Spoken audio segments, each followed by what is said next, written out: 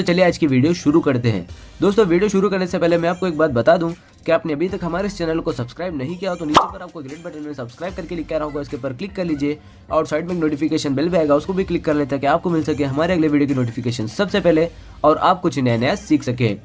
સૌરાષ્ટ્રની એકમાત્ર સ્કૂલ જ્યાં ટ્રસ્ટી તથા સંચાલકો ડોક્ટર, એન્જિનિયર તથા શિક્ષકો છે એવી Kanabar school of science and commerce. કાર્યક્ષેત્ર ધોરણ 5 થી 10, 11, 12 સાયન્સ એન્ડ કોમર્સ. દીકરાઓ અને દીકરીઓ માટેના ઉજ્જવળ ભવિષ્ય માટે વાલીઓની પહેલી પસંદગી Kanabar school of science and commerce. અહીં છે શ્રેષ્ઠ શિક્ષકો દ્વારા મર્યાદિત સંખ્યામાં વિદ્યાર્થીઓ માટે ભણતર, અલગ અલગ સાયન્સ લેબ, કોમ્પ્યુટર લેબ, દીકરાઓ તથા દીકરીઓ માટે અલગ અલગ હોસ્ટેલ સાથે શુદ્ધ સાત્વિક ભોજનની વ્યવસ્થા, ટ્રાન્સપોર્ટેશનની સુવિધા. જી તેમજ નીટની તૈયારી સ્કૂલમાં જ. તો આથી વિશેષ આપ આપના બાળક માટે શું ઈચ્છો તો આજે જ એડમિશન માટે સંપર્ક કરો. Unit 1 Kanabar school of science and commerce, Khamrod ચોકડી, Junagadh bypass, Junagadh. Unit 2 main post ઓફિસની પાછળ શ્યામ વિદ્યાલય, સરકારી ગોડાઉન પાસે, ગાંધીગ્રામ, જુનાગઢ. નમસ્તે વિદ્યાર્થી મિત્રો, ગયા લેક્ચરમાં આપણે લોકોએ VSTPR સિદ્ધાંત વિશે અભ્યાસ કર્યો, ત્યારબાદ સંયોજકતા બંધનવાદ વિશે થોડી ઘણી માહિતી લીધી, ત્યારબાદ આપણે કક્ષકોના સંમિશ્રણ ઉપર હતા અને સંકરણ અને સંકૃત કક્ષકોનો અભ્યાસ કરવાનો થાય છે, એના વિશે આજે આપણે અભ્યાસ આગળ તો કક્ષકોનું સંમિશ્રણ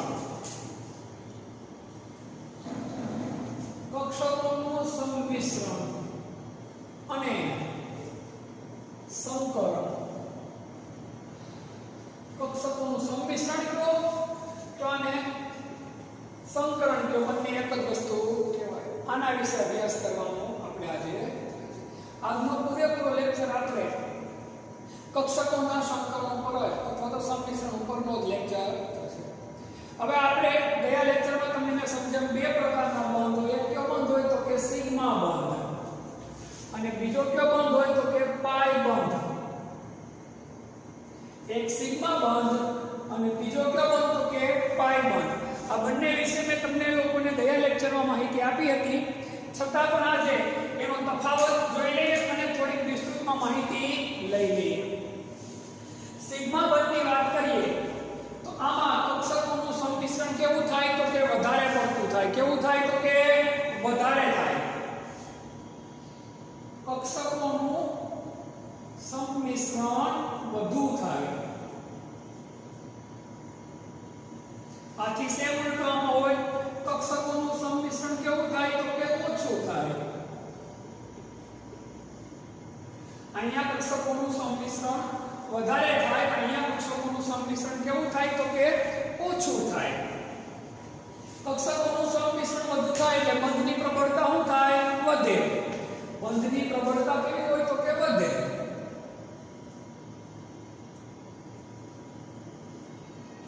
સિગ્મા બંધની પ્રબળતા વધુ હોય કોની સાપેક્ષમાં? પાઈ બંધની સાપેક્ષમાં. પાઈ બંધની પ્રબળતા કેવી હોય તો કે ઓછી હોય. કેવી હોય તો કે ભાઈ ઓછી હોય. આમાં કક્ષકોનું જોડાણ આંતરકેન્દ્રીય અક્ષ ઉપર થાય. કેમાં થાય? આંતરકેન્દ્રીય અક્ષ ઉપર. આંતરકેન્દ્રીય અક્ષ ઉપર કક્ષકોનું સંમિશ્રણ થાય એટલે કે જોડાણ થાય.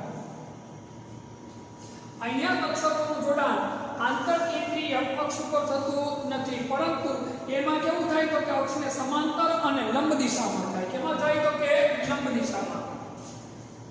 આંતરકેન્દ્રીય અક્ષને સમાંતર અને લંબ દિશામાં કક્ષકોનું સંમિશ્રણ એટલે કે જોડાણ થાય. હવે સિંગલ બંધ હંમેશા કયો બંધ હોય? સિગ્મા બંધ. ગયા લેક્ચરમાં આ બધી માહિતી આપેલી હતી. સિંગલ બંધ એટલે કે એકલ બંધ હોય હંમેશા કયો બંધ હોય? સિગ્મા બંધ જ હોય. ડબલ બંધ હોય તો એક સિગ્મા બંધ અને બીજો પાઈ બંધ આમાં અને જો ટ્રિપલ બંધ હોય તો એક સિગ્મા બંધ અને બે પાઈ બંધ હોય. મેં ગયા લેક્ચરમાં તમને આ વસ્તુ સમજાવી. સિંગલ બંધ હોય તો કયો બંધ હોય? સિગ્મા. ડબલ હોય તો એક પાઈ એક સિગ્મા. ટ્રિપલ બંધ હોય તો આ સિગ્મા આ બંને કેવા તો કે આ ખાસ સૌથી પહેલો કયો બંધ તૂટે તો કે ટ્રિપલ બંધ હોય તો પહેલા પાઈ બંધ તૂટે, પછી પાછો પાઈ તૂટે, સૌથી છેલ્લે કયો બંધ તૂટે? સિગ્મા બંધ. આ ખાસ યાદ રાખજો. ટ્રિપલ હોય તો પછી કયો બંધ બને? ડબલ. અને ડબલ એ તૂટે પછી કયો બંધ બને? સિંગલ. સિંગલ તૂટે એટલે સિગ્મા બંધ તૂટે. ડબલ બંધ સૌથી પહેલો કયો બંધ તૂટશે? પાઈ. અને પછી છેલ્લે કયો બંધ તૂટે? સિગ્મા બંધ તૂટે. આ સમજણ માટેની વસ્તુ છે આપણી. એટલે સૌથી વધુ મજબૂતાઈ કયા બંધની હોય તો કે ભાઈ સિગ્મા બંધની મજબૂતાઈ સૌથી વધારે હોય છે. તો આ સિગ્મા બંધ અને પાઈ બંધ શું છે તેની મેં તમને માહિતી આપી. આ માહિતીને તમે સ્ક્રીનશોટ તમે લોકો લઈ લો. પછી આપણે સિગ્મા બંધના આધારે સંમિશ્રણના પ્રકારો સમજવાના છે. કોના આધારે તો કે ભાઈ સિગ્મા બંધના આધારે સંમિશ્રણના પ્રકારો.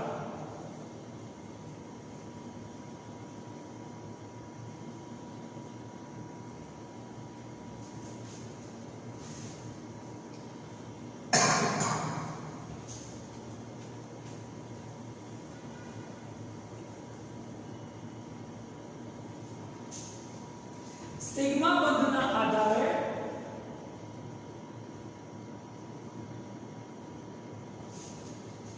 સંમિશ્રણના પ્રકારો. કયા બંધના આધારે તો કે સિગ્મા બંધના આધારે. પહેલો પ્રકાર થશે SS મિશ્રણ. SS સંમિશ્રણ. તો નામ પ્રમાણે જ અંકામ બંને પરમાણુની કઈ કક્ષકો તો કે S કક્ષકો. બે અર્ધપૂર્ણ S કક્ષકોનું આંતરકેન્દ્રીય અક્ષ પર. મેં તમને કીધું સિગ્મા બંધ હંમેશા કોની ઉપર હોય તો કે આંતરકેન્દ્રીય અક્ષ ઉપર હોય. બે અર્ધપૂર્ણ S કક્ષકોનું આંતરકેન્દ્રીય અક્ષ પર. બે અર્ધપૂર્ણ S કક્ષકોનું આંતરકેન્દ્રીય અક્ષ પર સંમિશ્રણ થાય તેને શું કહેવાય? SS સંમિશ્રણ તરીકે ઓળખવામાં આવે છે. આપણે ખબર S કક્ષકનો આકાર કેવો છે તો કે ગોળાકાર.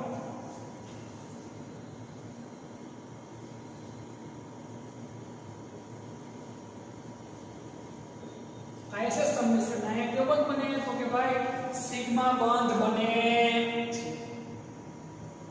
આ જાય કોની વાત તો કે SS સંમિશ્રણની વાત.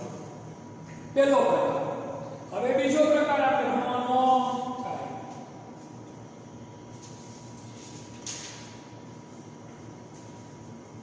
આને S કક્ષક, આને શું લખાય? S કક્ષક. સ્ક્રીનશોટ લઈ લેવાનો. પછી આવે SP સંમિશ્રણ.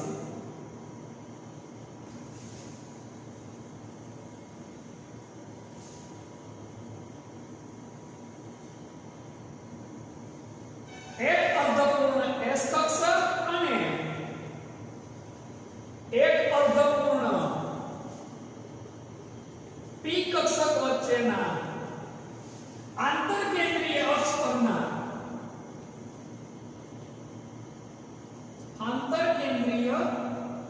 પરના સંમિશ્રણને શું કહેવાય? SP સંમિશ્રણ કહે છે. શું કહેવાય? SP સંમિશ્રણ તરીકે ઓળખવામાં આવે છે. પી કક્ષકનો આકાર કેવો હોય મેં તમને અગાઉ કીધું છે ડમ્બેલ આકાર. બેનું જોડાણ થાય અને શું કહેવાય sp સંમિશ્રણ. કયો બંધ બને જોડાણ થાય ત્યાં સિગ્મા બંધ. કયો બંધ બને સિગ્મા બંધ.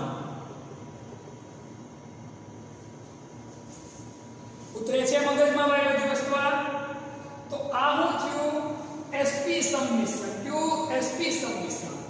હવે સિગ્મા બંધના આધારે ત્રીજો પ્રકાર સ્ક્રીનશોટ લઈ લેજો આનો pp સંમિશ્રણ. કયું સંમિશ્રણ તો કે ભાઈ pp સંમિશ્રણ.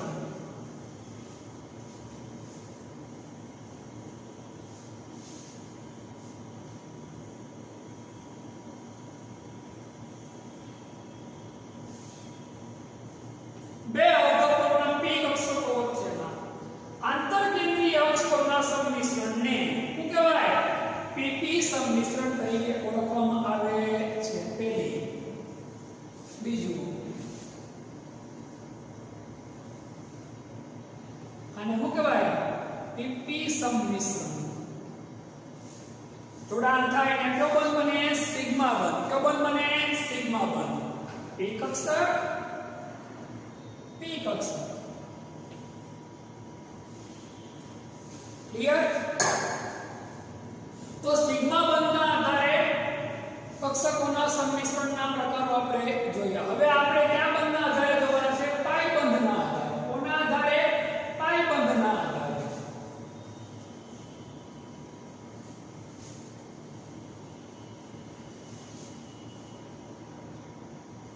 હવે પાઈ બંધના આધારે સંમિશ્રણના પ્રકાર માત્ર એક જ છે. કેટલા પ્રકાર છે? એક જ તો pp સંમિશ્રણ. આપણે અભ્યાસમાં એક જ પ્રકાર ભણવાનો છે પાઈ બંધના આધારે. કયો તો કે ભાઈ pp સંમિશ્રણ. કયો તો કે pp સંમિશ્રણ. બે અર્ધપૂર્ણ. અર્ધપૂર્ણ પૂર્ણ લખવાની જરૂર નથી. બે p કક્ષકો. કેવી તો કે ભાઈ બે p કક્ષકોનું બાજુ બાજુથી સંમિશ્રણ થાય તેને શું કહેવાય pp સંમિશ્રણ. શું કહેવાય pp સંમિશ્રણ તરીકે ઓળખવામાં આવે છે. આ પહેલી p કક્ષક. આ બીજી. બંનેનું બાજુ બાજુ જોડાણ થાય એટલે આ હું બન્યું આપણું pp સંમિશ્રણ. શું કહેવાય આને pp સંમિશ્રણ તરીકે. આને પછી આકૃતિ તો નામે લખી શકો.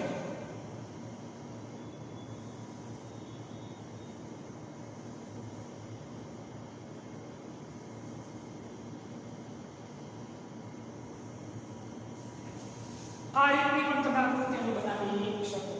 આકૃતિનું આપણા માટે કશું મહત્વ નથી. ખાલી સંકરણના અથવા સંમિશ્રણના પ્રકારો જ આપણે જોવાના છે અત્યારે. હવે આપણો અગત્યનો ટોપિક ચાલુ થાય છે સંકરણ. હવે આપણો ખૂબ જ અગત્યનો ટોપિક ચાલુ થાય છે આપણો સંકરણનો. કોનો તો કે ભાઈ સંકરણનો.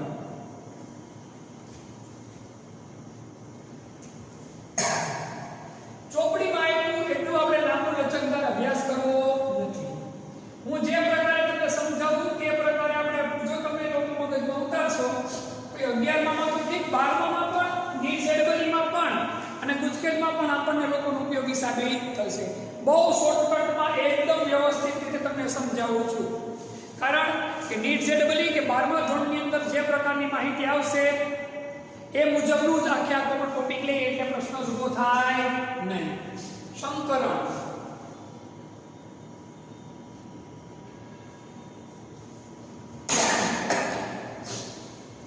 તો અણુના ભૌમિતિક આકાર.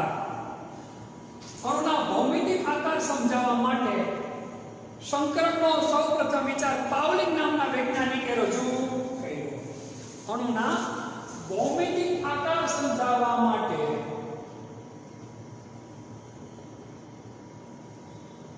અણુના ભૌમિતિક આકાર સમજાવવા પાવલિંગે સૌપ્રથમ સંકરણનો વિચાર રજૂ કર્યો. કોને? તો કેશવને. સંકરણ એટલે શું? તો કે ભાઈ નજીક નજીક રહેલી બે કક્ષકો. આની વ્યાખ્યા જોઈએ આપણે. નજીક નજીક રહેલી બે કક્ષકો કેવી હોય? તો કે ભાઈ નજીક નજીક રહેલી હોય એવી, નજીક નજીક રહેલી હોય એવી બે કક્ષકો એકબીજા સાથે મિશ્ર થાય. નજીક નજીક રહેલી બે કક્ષકો કે જેમની વચ્ચે ઊર્જાનો, કોનો? તો કે ઊર્જાનો તફાવત નહીવત હોય. નહીવત એટલે કેવો? તો કે એકદમ ઓછો. ઊર્જાનો તફાવત નહીવત હોય. નજીક નજીક રહેલી બે કક્ષકો કે જેમની વચ્ચે ઊર્જાનો તફાવત કેવો હોય? તો કે નહીવત હોય. નજીક નજીક રહેલી બે કક્ષકો કે જેમની વચ્ચે ઊર્જાનો તફાવત કેવો હોય? તો કે નહીવત હોય. તેવી કક્ષકો એકબીજા સાથે, કોની સાથે? તો કે ભાઈ એકબીજા સાથે મિશ્ર થાય. એકબીજા સાથે મિશ્ર થાય સમાન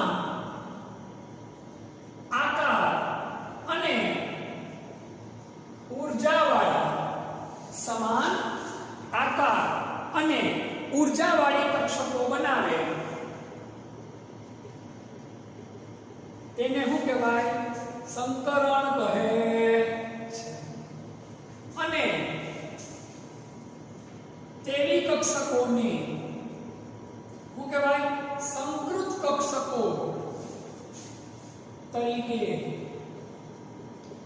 ઓળખવામાં આવે છે. ખાસ સમજો વ્યાખ્યા. નજીક નજીક રહેલી બે કક્ષકો કે જેમની વચ્ચે ઊર્જાનો તફાવત કેવો હોય? તો કે ભાઈ નહીવત હોય. કેવો હોય? નહીવત. સૌથી પહેલી અને છેલ્લી શરતા જ ઊર્જાનો તફાવત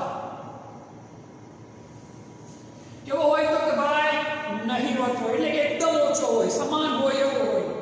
કેવી કક્ષકો? અને બીજું, કક્ષકો એકબીજાની કેવી હોવી જોઈએ? તો કે ભાઈ નજીક નજીક હોવી જોઈએ. કેવી હોવી જોઈએ? નજીક નજીક. તેવી કક્ષકો એકબીજા સાથે મિશ્ર થાય સમાન આકાર અને ઊર્જા. સમાન આકાર અને સમાન ઊર્જા શબ્દમાં લખવો પડે આપણે. સમાન આકાર અને સમાન ઊર્જા વાળી કક્ષકો બનાવે તેને શું કહેવાય? તો કે ભાઈ સંકરણ તરીકે ઓળખવામાં આવે છે. અને આવી કક્ષકોને કઈ કક્ષકો કહેવાય? તો કે ભાઈ સંકૃત કક્ષકો તરીકે ઓળખવામાં આવે છે. હવે આ સંકરણની જોઈ લઈએ આપણે. તો કે ભાઈ ખાસિયતો જોઈ લઈએ. આની આપણે ખાસિયતો જોઈ લઈએ કે ભાઈ સંકરણની પહેલી ખાસિયત શું છે? તો કે ભાઈ ઊર્જા અને આકાર લગભગ કેવા થઈ જાય? તો કે સમાન. ઊર્જા અને આકાર લગભગ કેવા હોય? તો કે ભાઈ સમાન હોય છે. સંકરણની પહેલી ખાસિયત એની ઊર્જા અને એનો આકાર કેવો હોય? તો કે ભાઈ સમાન. હવે સંકૃત કક્ષકોની સંખ્યા એટલે કે સંકરણ પામેલી કક્ષકોની સંખ્યા. સંકૃત કક્ષકોની સંખ્યા. સંકૃત કક્ષકો એટલે સંકરણ પામેલી કક્ષકો. સંકૃત કક્ષકોની સંખ્યા સંકરણ પામતી કક્ષકોની સંખ્યા જેટલી જ હોય છે. ટૂંકમાં સંકરણ પહેલા જેટલી કક્ષકો હોય સંકરણ પછી પણ એટલી જ કક્ષકો. મિશ્ર થાય એટલે કક્ષકોની સંખ્યા ઘટતી નથી. આ ખાસ યાદ રાખજો. મિશ્રણ થાય એટલે કક્ષકોની સંખ્યા ઘટતી નથી. મૂળ પરમાણ્વીય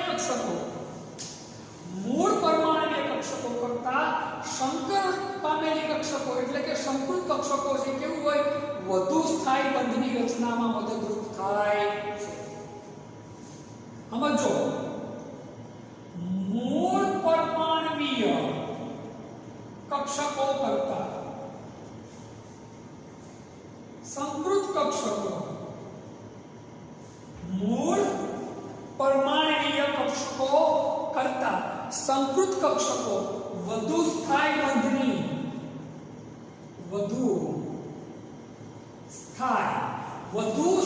બંધની રચનામાં મહત્વની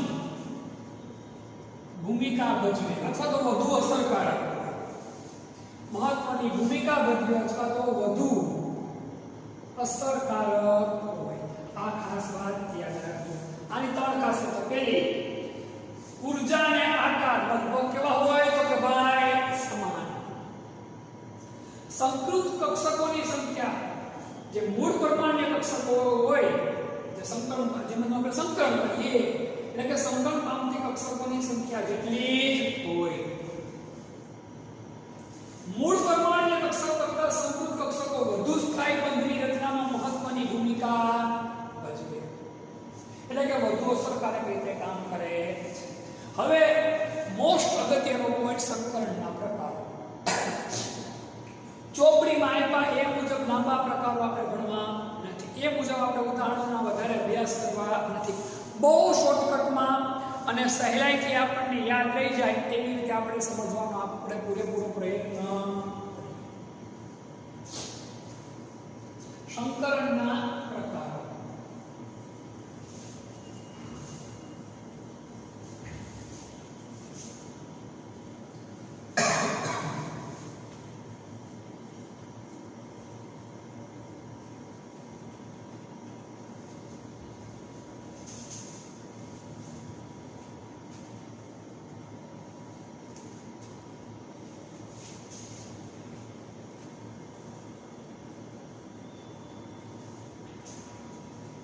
હવે આપણો વધુ અગત્યનો પોઈન્ટ છે સંકલનના પ્રકારો. સૌથી પહેલો પ્રકાર છે એસપી સંકલન.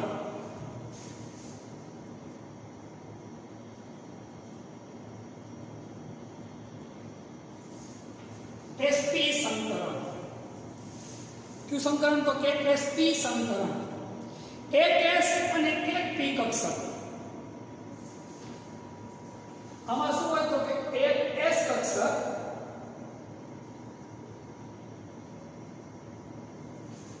અને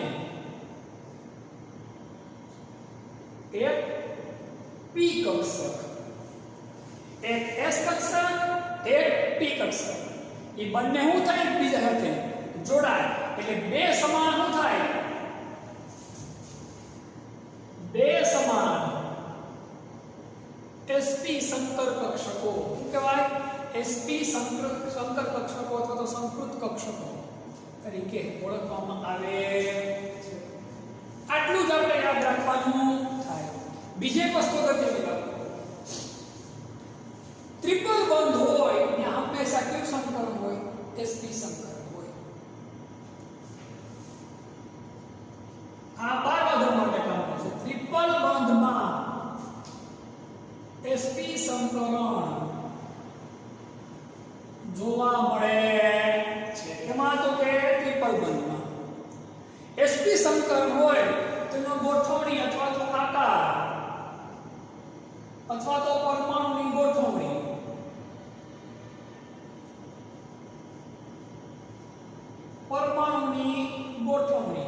કેવી હોય તો કે રેખીય.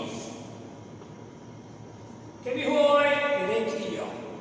ખૂણો કેટલો હોય 180 ડિગ્રીનો. ખૂણો કેટલો હોય 180 ડિગ્રીનો ખૂણો હોય છે. આના એક્ઝામ્પલ જોઈ લઈએ. BeCl2 C2H2 ethyl. હું તો કે ભાઈ ઇથાઇલ. આ C2H2 છે તેમાં કાર્બન કાર્બન વચ્ચે કયો બંધ બનશે ટ્રિપલ બંધ. મેં તમને આગળ કીધું એમ ટ્રિપલ બોન્ડમાં હંમેશા કયું સંકર હોય? sp સંકર હોય. sp સંકર વિશે પૂછાય આટલી માહિતી આપણા માટે ઈનફ છે.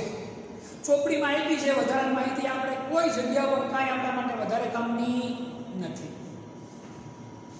બીજું આવશે sp2 સંકર.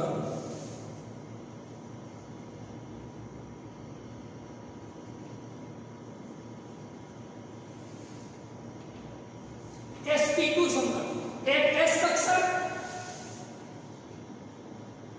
વત્તા 2 p કક્ષક એમ કેટલી થાય? 3 સમાન. કેટલી થાય તો કે ભાઈ 3 સમાન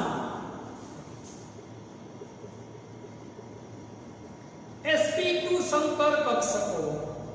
3 સમાન sp2 સંકર કક્ષકો.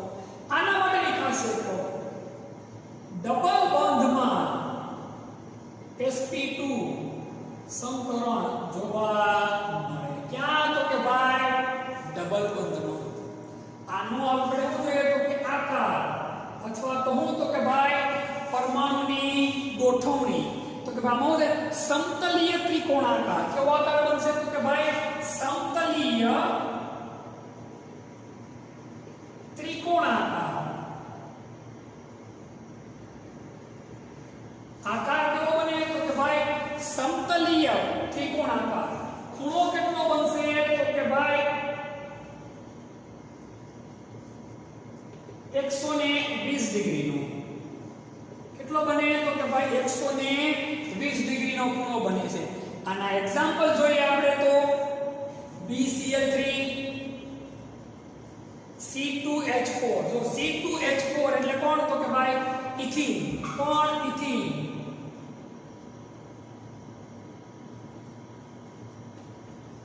થઈ ગયો ડબલ બોન્ડ.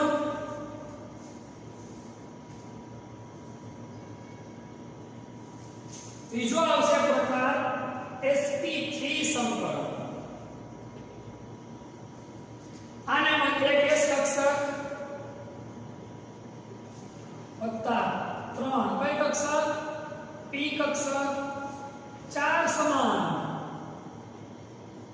sp3 સંકર કક્ષકો. કેટલી તો કે ભાઈ 4 સમાન sp3 સંકર કક્ષકો. આની ગોઠવણી કેવી થશે તો કે સમચતુષ્ફલકીય.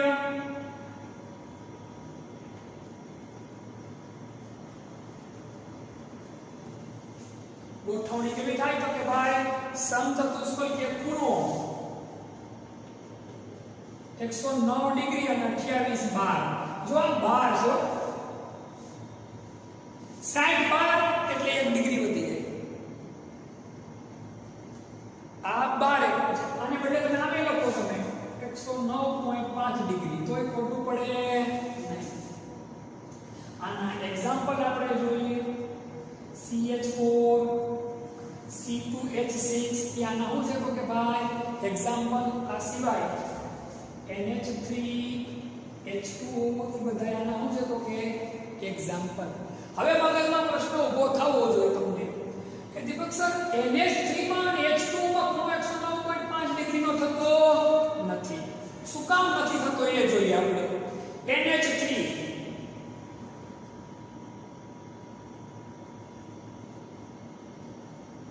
અમે તમને સમજાવી દીધી જ વસ્તુ ફરી પાછી રિપીટ થાય છે. NH3 ની અંદર આ શું છે? એક અબંધકારક ઇલેક્ટ્રોન યુગ્મની હાજરી છે. આના કારણે આ હાઇડ્રોજનને શું મળે તો કે ભાઈ ધક્કો. શું મળે? ધક્કો. એટલે ખૂણો 109.5 ડિગ્રીના બદલે એટલે ખૂણો 109.5 ડિગ્રીને બદલે કેટલો થાય તો કે 107 ડિગ્રી થાય.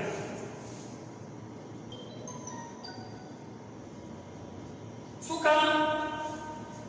કારણ કે એક અબંધકારક ઇલેક્ટ્રોન યુગ્મ હોવાથી. આ વસ્તુ મેં તમને ભણાવી દીધી એટલે રિપીટ કરાવતો અત્યારે વધારે નથી. એક્ઝામ્પલ બીજું આપણે કહું તો કે પાણીનું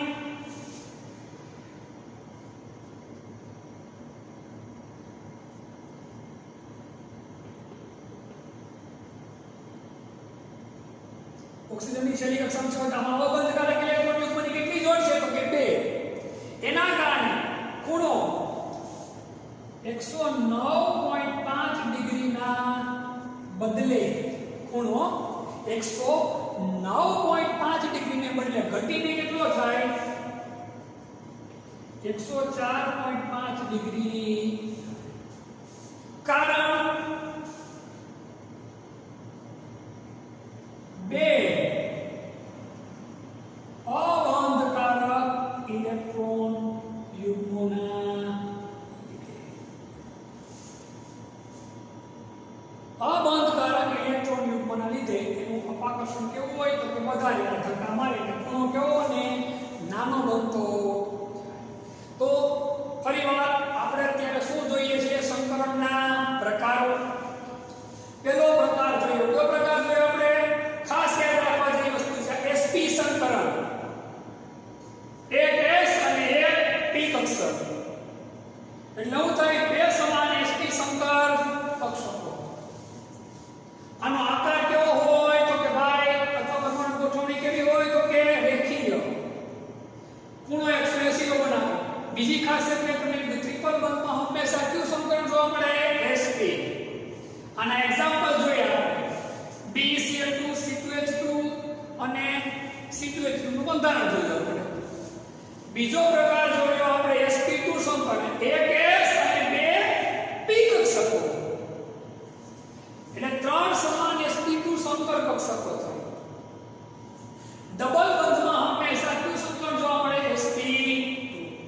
આનો આકાર કેવો હોય? સમતલીય ત્રિકોણાકાર. ખૂણો કેટલાનો બનાવે? 120 ડિગ્રીનો. Example BeCl2 C2H4. ત્રીજો પ્રકાર જોયો આપણે એક s કક્ષક sp3 સંકરણ. એક s અને 3 p. એટલે ચાર સમાન કઈ થાય? sp3 સંકર કક્ષકો. આની ગોઠવણી કેવી હોય તો કે સમચતુષ્ફલકીય. ખૂણો કેટલાનો બને? 109 ડિગ્રી 28 બાર અથવા 109.5 ડિગ્રી. કેમ બોલો તો ખોટું પડશે. આને example CH4 C2H6 NH3 H2 વગેરે. મનમાં પ્રશ્ન થાય સાહેબ NH3 માં કે H2 માં 109.5 ડિગ્રીનો ખૂણો બનતો નથી. એને બદલે કેટલાનો ખૂણો બને? 107 નો અને 104.5. તો શું કામ? એનું કારણ આપણને ખબર છે. અહીંયા અબંધકારક ઇલેક્ટ્રોન યુગ્મની જોડ કેટલા છે તો કે 1 અને અહીંયા અબંધકારક ઇલેક્ટ્રોન યુગ્મ કેટલા છે તો કે ભાઈ 2. આટલી વસ્તુ યાદ હોય એટલે બાકીના આકાર એની આકૃતિ આપણે નન ઓફ યુઝ કશી જગ્યા ઉપર આપણે કામ લાગતી નથી. આગળ બારમામાં આવે એ આને એની પાસે જે માહિતી આવશે એ બધી આટલી માહિતી ઉપરથી જશે. સ્માર્ટ વર્ક કરી આ વસ્તુ તમને જે હું અત્યારે લખાવી છે એ બેહદ કામની વસ્તુ છે. ઇવન નીટ જેડબલ્યુ ગુજકેટ માટે પણ આ વસ્તુ આપણા મગજમાં છપાઈ જવી જોઈએ. હજી બીજા પ્રકારો મારે તમને સમજાવવાના બાકી છે. એ સમજાવવું પહેલા આ ખાસ એટલું તમે જોઈ લો. આનો સ્ક્રીનશોટ તમે લઈ લો. એટલે ચોથા પ્રકાર ઉપર આપણે આગળ વધીએ.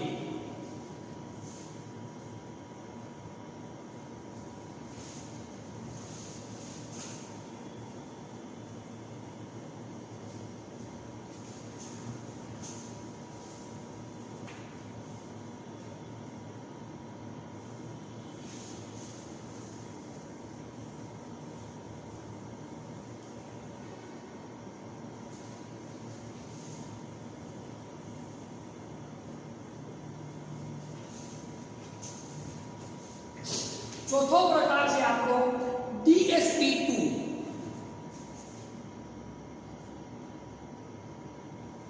DsP2 સંકરણ. આપણે ખબર હોવી જોઈએ એક D કક્ષક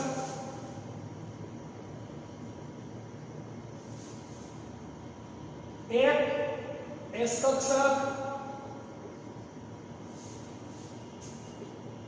બે P કક્ષક મિશ્ર થાય એટલે કુલ કેટલી તો કે 4 DsP2 સમૃદ્ધ કક્ષકો. 4 સમાન DsP2 સંકૃત કક્ષકો બને. 4 સમાન DsP2 સંકૃત કક્ષકો બને છે. આની ગોઠવણી અથવા તો આનો આકાર કેવો હોય તો કે ભાઈ સમતલીય ચોરસ.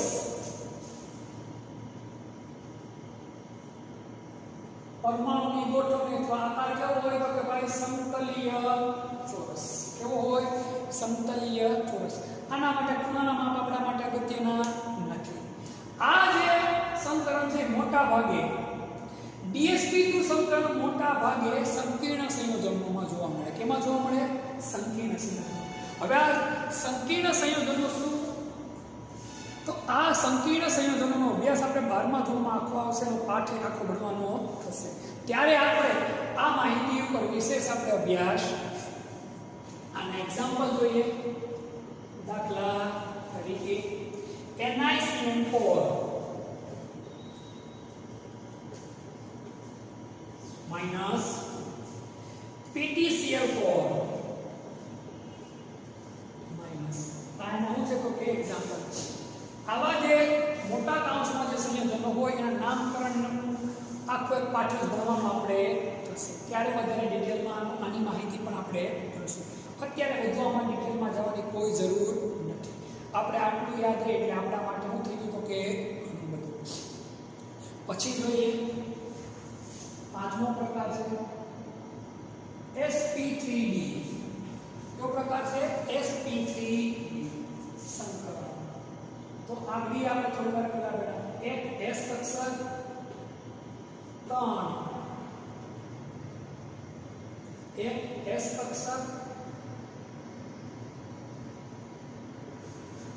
3 p કક્ષક 1 d કક્ષક. કુલ કેટલી?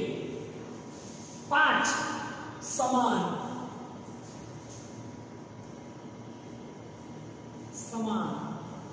sp3d સંકૃત કક્ષકો. 5 સમાન sp3d સંકૃત કક્ષકો. આનો આકાર કેવો હોય તો કે ભાઈ ત્રિકોણીય પિરામિડલ અથવા તો ગોઠવણી કેવી હોય? ત્રિકોણીય પિરામિડલ. આકાર અથવા ગોઠવણી કેવી હોય તો કે ત્રિકોણીય પિરામિડલ. આનો એક્ઝામ્પલ PCl5 PF5 આ બધા હું છે આના એક્ઝામ્પલ. આટલું જ યાદ રાખવાનું, વધુ ડિટેલમાં આપણે જવાની જરૂર નથી. છઠ્ઠો પ્રકાર છે આપણો sp3d2 સંકરણ. કેવું તો કે ભાઈ sp3d2 સંકરણ. કયું સંકરણ તો કે ભાઈ sp3d2 સંકરણ. હવે sp3d2 સંકરણ છે તેમાં AS કક્ષક 3 p કક્ષક અને 2 d કક્ષક. 2 ને 3 5 ને 6 સમાન. કેટલી તો કે ભાઈ 6 સમાન sp3d2 સંકૃત કક્ષકો. 6 સમાન sp3d2 સંકૃત કક્ષકો. આનો આકાર કેવો બને તો કે ભાઈ ચોરસ પિરામિડ. કેવો આકાર બને તો કે ભાઈ ચોરસ પિરામિડ. ચોરસ પિરામિડલ આકાર બને. કેવો આકાર બને આનો તો કે ભાઈ ચોરસ પિરામિડલ આનો આકાર બને. આનું એક્ઝામ્પલ જોઈએ તો BRF5 નું એક્ઝામ્પલ આવશે તો કે ભાઈ BRF5. 7મો અને છેલ્લો પ્રકાર. હવે જો 7મો પ્રકાર છે એ આ જ પ્રકારનો બેઠે બેઠું થશે. જોજો 7મો પ્રકાર છે d2sp3 સંકરણ. क्यों तो कि भाई d2sp3 સંકરણ. 2 d કક્ષક 1 s કક્ષક 3 p કક્ષક. આ તો જો તો કે ભાઈ d2sp3 સંકરણ. આનું એક્ઝામ્પલ જોઈએ. આનો આકાર કેવો બને તો કે ભાઈ અષ્ટફલકીય. કેવો આકાર બને તો કે ભાઈ અષ્ટફલકીય આકાર બને. અને આનું એક્ઝામ્પલ આપણે જોઈએ તો CO NH3 6 ઉપર શું આવશે તો કે ભાઈ +3 CO NH3 6 ઉપર શું આવશે તો કે ભાઈ +3 આ સંધિના સંયોજન છે. હવે sp3b2 સંકરણ છે બેટા એનો આકાર કેવો હોય તો કે ચોરસ પિરામિડ. ઘણીવાર એનો આકાર અષ્ટફલકીય પણ હોય. કેવો હોય? અષ્ટફલકીય. આ યાદ રાખજો. sp3b2 નો આકાર કેવો હોય? અષ્ટફલકીય પણ હોય ઘણીવાર. તો અષ્ટફલકીય આકાર હોય તો એનું એક્ઝામ્પલ હું તો કે ભાઈ SF6. શું છે તો કે ભાઈ SF6. ખાસ યાદ રાખજો. હું તો કે SF6. બીજું એક્ઝામ્પલ તમને લોકો નાખું તો CrF6 - 3. CrF6 - 3. યાદ રાખજો sp3b2 સંકલનના બે પ્રકારના ગોઠવણી હોય. એક કેવી ગોઠવણી હોય? ચોરસ પિરામિડ. આ એનું એક્ઝામ્પલ છે. અને એક કેવી તો કે અષ્ટફલકીય. આ એનું એક્ઝામ્પલ છે. d2sp3 માં કેટલું સંકલન થશે? અષ્ટફલકીય થશે. જો આ 7 પ્રકાર આપણને આવડતા હોય અને આના જે આગળ મેં તમને એક્ઝામ્પલ ને આટલી માહિતી તમને આવડે તો હું માનું છું કે નેટ ZEE ગુજકેટમાં કે 12મા ધોરણમાં પણ આનાથી વિશેષ એમાં કંઈ ઊંડું પૂછે નહીં. 11માં તો ઠીક 12મા ધોરણમાં પણ આનાથી વિશેષ ઊંડાણપૂર્વક જવાની કોઈ પ્રકારની જરૂરિયાત રહેતી નથી. એટલે આ પોઈન્ટ પર આપણું ખાસ મહત્વનું ધ્યાન હોવું જોઈએ. વધુ અભ્યાસ આપણે આગળના લેક્ચરમાં